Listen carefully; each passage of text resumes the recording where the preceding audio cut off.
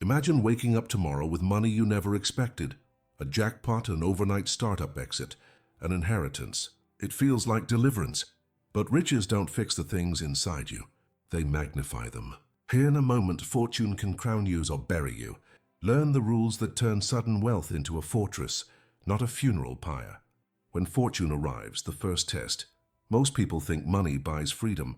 It buys gravity. What you call victory becomes the magnet that drags everyone and every problem into your life. Imagine waking up tomorrow and suddenly your life changes. A small investment you made months ago explodes. A side business you started as an experiment is now printing cash. Or maybe it's an inheritance you never expected, the kind that feels like the universe just smiled on you. For a moment, it's divine. But before the celebration, pause. There's a hidden danger lurking in this miracle. Wealth, like sudden power, doesn't change who you are. It amplifies what's already inside you. If you've been reckless, it multiplies recklessness. If you've been insecure, it draws more attention, and every glance becomes judgment. If you've been proud, it invites envy. This isn't judgment, it's observation. The wealthy who fail do so because they mistake money for wisdom. Studies show that rapid, unplanned wealth often leads to rapid decline. Lottery winners, instant millionaires, overnight crypto successes.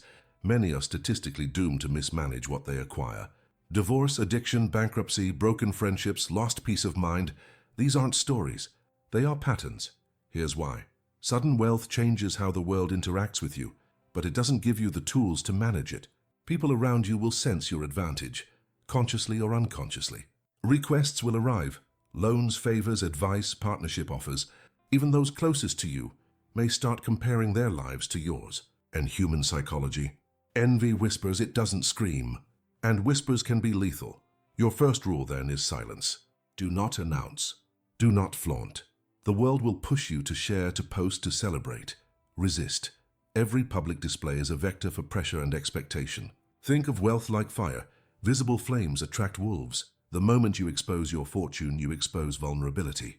Practical steps. Share news only with professionals first. A lawyer, financial advisor, or tax expert. This is modern-day prudence, not paranoia.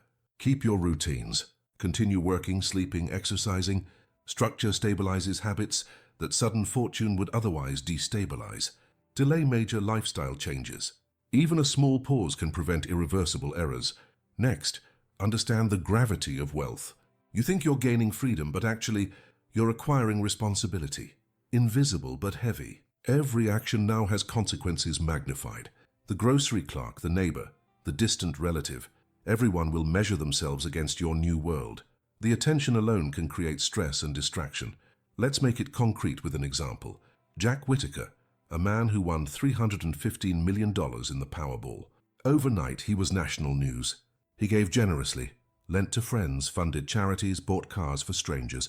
But what seemed divine became destructive. Friends vanished, his wife left, and tragedy struck his family. His fortune, unchecked, became his curse. He later said he wished he had torn up that ticket. Wealth is neutral. Your habits determine its outcome. This leads to the next crucial lesson. Do not quit your structures or jobs immediately. Many believe sudden wealth is freedom from work. Wrong. Work maintains rhythm, discipline, and decision-making sharpness. Idleness is the real risk. Habits become anchor points. The stronger your habits before fortune, the safer you are after. Another angle, your mind. Money attracts attention, yes, but it also magnifies self-deception. You may feel smarter than you are, luckier than you were, and more capable than reality supports. Recognize these illusions. Keep a daily journal. Record impulses, decisions, and pressure moments. It grounds you and builds self-awareness, which is more valuable than any sudden fortune. Let's talk relationships. Expect them to change. Some will distance themselves, others will approach, claiming entitlement. That's natural. Awareness is your defense. Do not make immediate large gifts. Do not lend without clear boundaries. At this stage, your priority is stabilization, mentally, emotionally, and structurally, not generosity or indulgence. Mini story. Imagine a friend approaches, asking for a small loan, insisting it's temporary. Your first reaction might be, I can afford it. Stop. That one act transforms the dynamic. If they succeed, you are now a bank in their eyes. If they fail, resentment festers. That's the subtle danger. Handle early interactions carefully. They set the tone for everything that follows. Finally, consider identity. Sudden wealth can drown your true self in illusion. Are your friends' habits or desires authentic? Or are they shaped by your new fortune? Reflect deeply. Align actions with long-term stability, not temporary thrill. Wealth magnifies everything, so align your magnified self with discipline, discretion, and foresight. Action checklist. Concrete. Announce nothing publicly. Tell only trusted professionals. Maintain work and daily habits. Structure is security.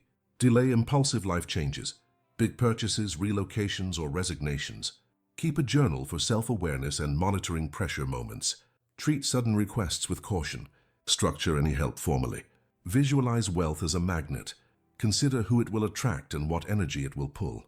Passing this first test, controlling attention, grounding habits, understanding psychological gravity, sets you up to survive sudden fortune. If you fail, it doesn't matter how big your windfall is. It will spiral away faster than you can spend it. Disguise and structure, building your fortress. Wealth is not owned, it's structured. The moment money arrives, build shields, legal, financial, and social, so your fortune becomes untouchable without drama. By now, you've survived the first test, the sudden arrival of wealth without panic, chaos, or overspending. You've maintained habits, stayed grounded, and resisted the urge to broadcast your success. But surviving is only step one. The next step is protection through structure. Imagine wealth as water. Left unconstrained, it floods, destroys, and corrodes everything it touches. You must channel it through canals, reservoirs, and levees. Your fortress is not walls of stone, but layers of legal, financial, and personal structure that render fortune untouchable and invisible to unnecessary attention. Machiavelli's advice to rulers centuries ago still applies. Power is best preserved when it flows through intermediaries. Your modern equivalent? Trusts, holding companies, tax-advantaged structures, and professional advisors. These are your walls, moats, and secret passages. Without them, attention becomes danger, and generosity becomes liability. Step 1. Legal shielding. Hire an attorney immediately. Not for paperwork, but for architecture. You want to build a system where your name is separate from the wealth itself. Think of this as anonymity armor. Use tools such as trusts. Move assets under legal ownership of a trust. You control, but your name isn't exposed. Holding companies, trusts, LLCs, especially useful for business assets or investment portfolios. They limit liability and separate personal identity from financial operations. Foundations or family offices for philanthropic goals or multi-generational planning. This isn't secrecy for show. It's risk management. The more layers you build, the less your fortune is exposed to emotional or legal attack. Step 2. Intermediaries. Machiavelli wrote that a prince rules most effectively through trusted intermediaries. Modern wealth works the same way. Delegation, when combined with oversight, protects both your fortune and your attention. Examples include accountants who manage taxes and investments without revealing your personal gains, financial advisors who operate under strict fiduciary responsibility, lawyers who handle gifting, property transfers, and contracts discreetly. Step 3. Maintain appearances. Here's where discipline meets psychology. The world notices subtle changes. A new car, new clothes, confidence shifts, new habits. Appearances are a tool. Keep them modest, consistent, and predictable. The Rothschilds built their fortune for centuries by staying quiet, understated, and invisible, letting influence do the talking. Mini example. Imagine you buy a house in a neighborhood with moderate prices, but it's set up with smart systems and legal protections. Outsiders see modest living. Your wealth remains operationally untouchable. Visibility attracts trouble. Keep it low. Step 4. Control spending in principle versus yield. A key lesson of structural survival. Never consume the principle, only the yield. Wealth is a resource that must grow. It is not a fire to burn for temporary warmth. Live off returns, interest, and dividends. This creates stability, while the principle remains untouched. Practical breakdown. Define your lifestyle number, the annual cost to live freely. Multiply it by 25, following a 4% safe withdrawal principle. Live off that yield. Any spending from the principal is a permanent reduction in security. Step 5. Build emergency liquidity. Even with structure, things will go wrong. taxes, medical emergencies, legal surprises. Build a peace fund of liquid assets, cash, high-yield savings, or ultra-safe short-term instruments. This is your reserve army. You never panic. You always have options. Mini example.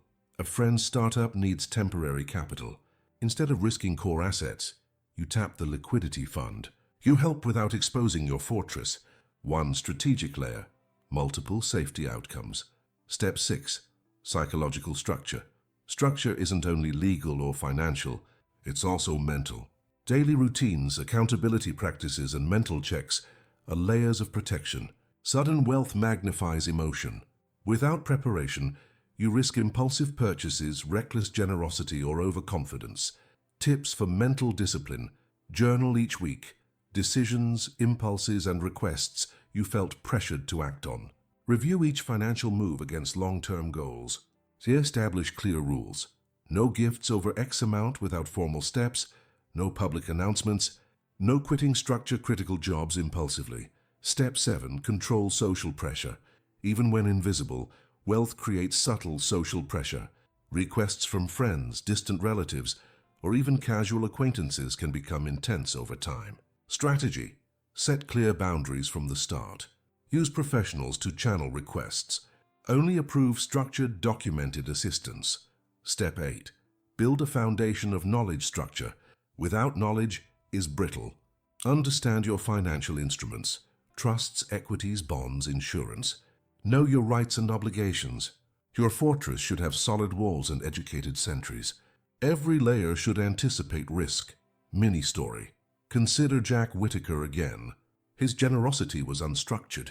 He gave freely to family, friends, and strangers alike. The result? Chaos.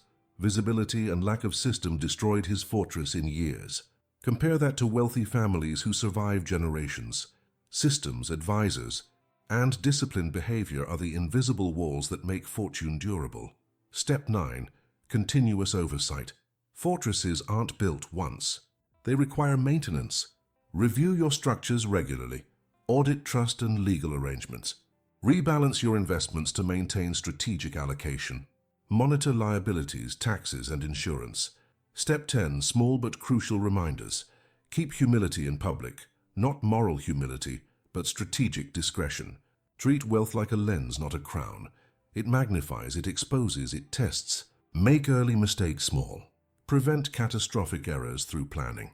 By the end of this phase, you're not just surviving wealth, you're shielding it, understanding it, and operating invisibly yet effectively.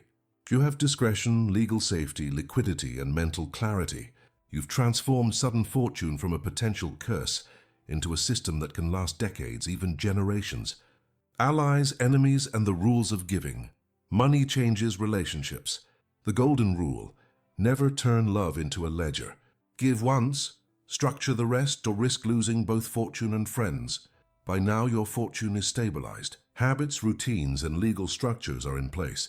But another battlefield awaits. Emotion. Sudden wealth doesn't just change your bank account. It changes the way people see you. Friends, family, partners, colleagues. And often these shifts are subtle. Envy whispers. Entitlement hums.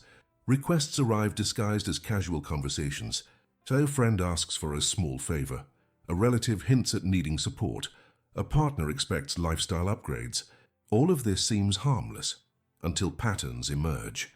Machiavelli warned men are more likely to offend the one who desires to be loved than the one who wishes to be feared.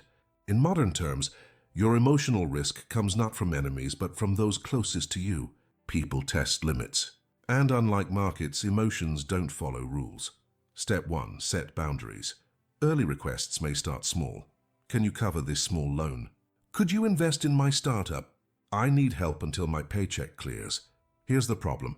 If you decline, you risk being labeled stingy or unkind. Accept once and you become a bank. Either way, emotional friction escalates. Practical strategy. Say yes only in emergencies. Examples include medical emergencies, critical housing issues, or sudden disasters. Make it clear that the gift is one time only. No repeat requests. Document it.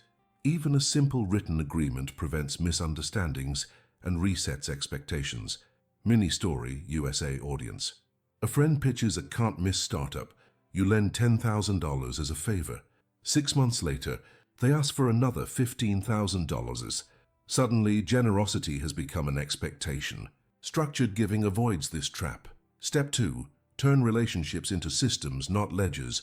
Wealth amplifies social complexity. Without structure, relationships become transactional. How to prevent it? Create family governance plans. Define how resources are distributed, who manages them, and what boundaries exist. Establish rules for assistance, frequency, amounts, and formal documentation. Involve advisors as intermediaries. They can field requests professionally without emotional bias. Many U.S. families fail here. They assume love is enough to maintain relationships. It isn't. Wealth changes social dynamics. Without rules, resentment festers. Step 3. Strategic generosity. Generosity can protect relationships if done strategically. Rules one-off emergency gifts only for urgent documented situations. Empower rather than hand cash repeatedly. Offer mentorship, tools, or opportunities to generate independence. Separate pleasure from obligation. Personal indulgence should be budgeted. Uncontrolled generosity can lead to chaos. Mini story. Professional athletes often face this trap. They rise from poverty to millions, then bankroll dozens of relatives and friends. When funds are exhausted, relationships vanish. Mike Tyson is a famous U.S. example. $300 million lost, partly due to generosity without boundaries. Step 4. Avoid emotional debt. Emotional debt works like financial debt. If you say yes too often, you accrue obligations.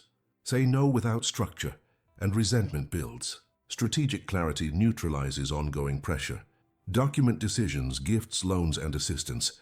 Communicate clearly and consistently. Keep generosity predictable and bounded. Step 5. Principle versus yield in relationships. Think of relationships like a garden.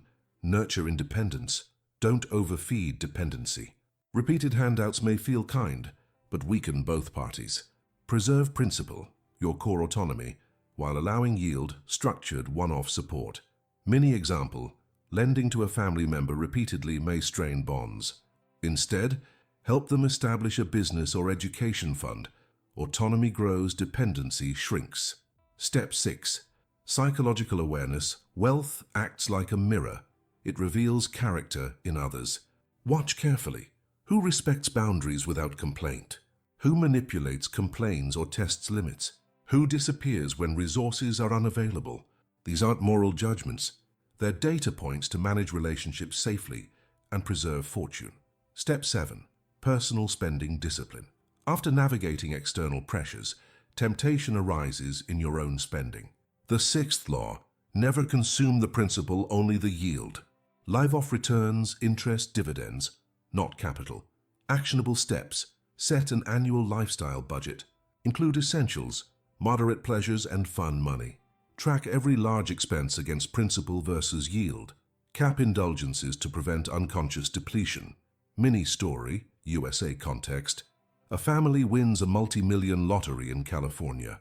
They buy a mansion in Beverly Hills. Luxury cars, private schooling, designer everything. 2 years later, they sell at half price. Not because money vanished, but because they ignored the principal versus yield rule. Step 8. Emotional distance and sovereignty. Wealth requires subtle psychological mastery. Be warm at a distance, untouchable up close. Preserve boundaries but remain human. Generosity should be strategic, not compulsive. This ensures relationships survive your rise without consuming you. Step 9. Build long-term systems. Maintain professional oversight. Accountants, lawyers, advisors. Implement processes for family and close associates to request help. Communicate once clearly and stick to it. Consistency builds trust and protects emotional sovereignty. Step 10. Key takeaways for Part 3.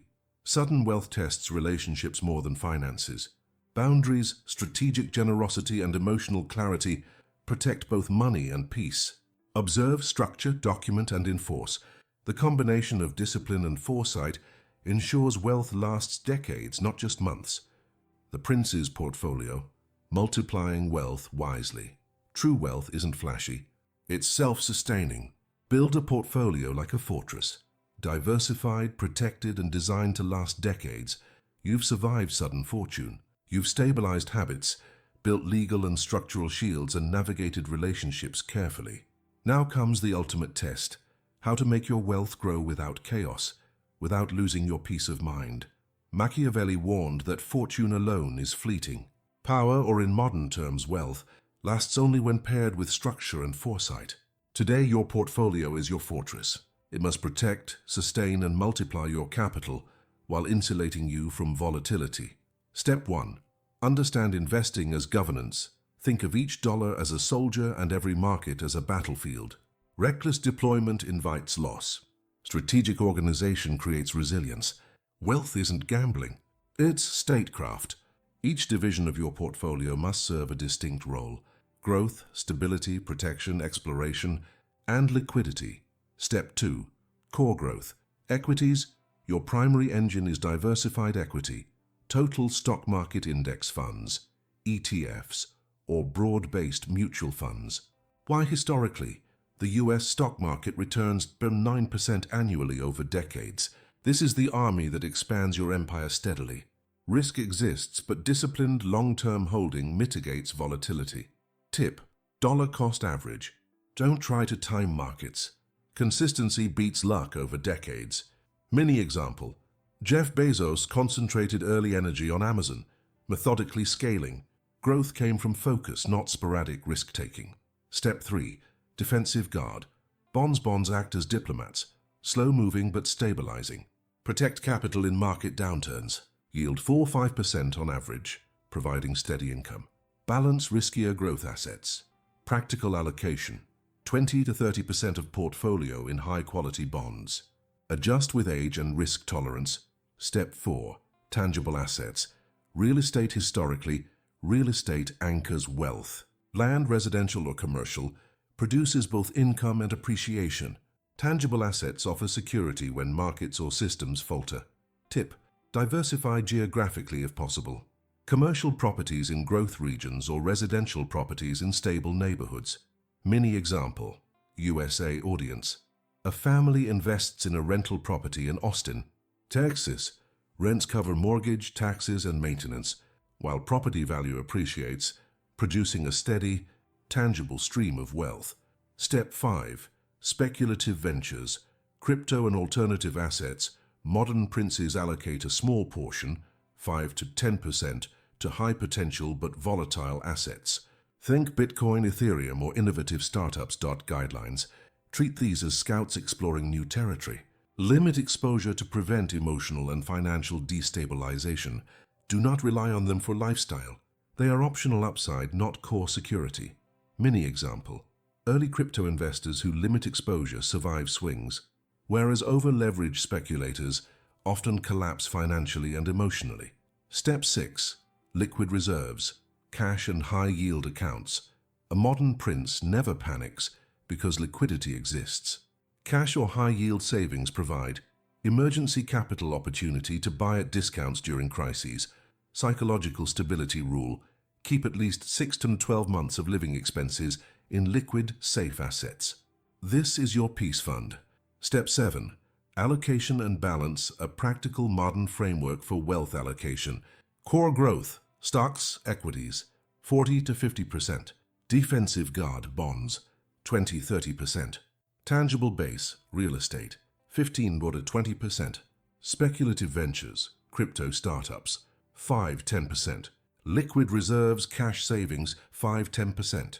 This portfolio diversifies risk, maximizes growth, and ensures liquidity, like a fortress with multiple defensive layers. Step 8. Discipline and long-term thinking. Wealth multiplies not through excitement, but endurance. Markets rise and fall. Returns fluctuate. Avoid emotional trading. Rebalance periodically. Reinforce principal versus yield. Don't touch core capital unnecessarily. Mini story: Renaissance bankers like the Medici survived wars, revolutions, and changing political landscapes by diversifying across nations, assets, and generations. Modern heirs who fail often chase excitement rather than preserve structure. Step 9. Indulgence and pleasure. Even princes need enjoyment. Allocate a small defined portion of wealth for personal pleasure. Guidelines: keep it small relative to total fortune, e.g. a few $100,000 in millions. Buy experiences or items that bring genuine joy, not status signaling. Treat indulgence as part of your discipline system, not an emotional release. Mini example, USA audience. A millionaire sets aside $100K annually for travel, hobbies, and personal growth. Fun money is planned, principle untouched. Emotional balance maintained. Step 10. Legacy and purpose wealth isn't just protection, it's influence and legacy. Deploy capital to fund ideas or businesses that outlive you. Support causes aligned with values. Invest in education and mentorship. Takeaway: money becomes philosophy when guided by wisdom. A well-structured portfolio is not noise. It's leverage, security, and opportunity. Step 11. Final lessons for Part 4. Diversify across equities, bonds, real estate, alternative assets, and liquidity. Treat investing as governance, not gambling. Maintain principle. Live off yield. Use small structured indulgences to sustain psychological balance. Always plan for decades, not months. Your portfolio is your fortress, invisible, protected, and self-sustaining. Machiavelli's final advice fits perfectly here. It is better to act and repent than not to act and regret. Deploy your fortune with foresight. Build your fortress and let the world never know exactly where your crown lies. Closing. Fortune favors the bold, but it protects the prepared. Build your fortress, guard your wealth, master your relationships, and act with foresight. True power isn't seen, it's maintained silently, wisely, and relentlessly. Your crown lies not in what you show, but in what you protect.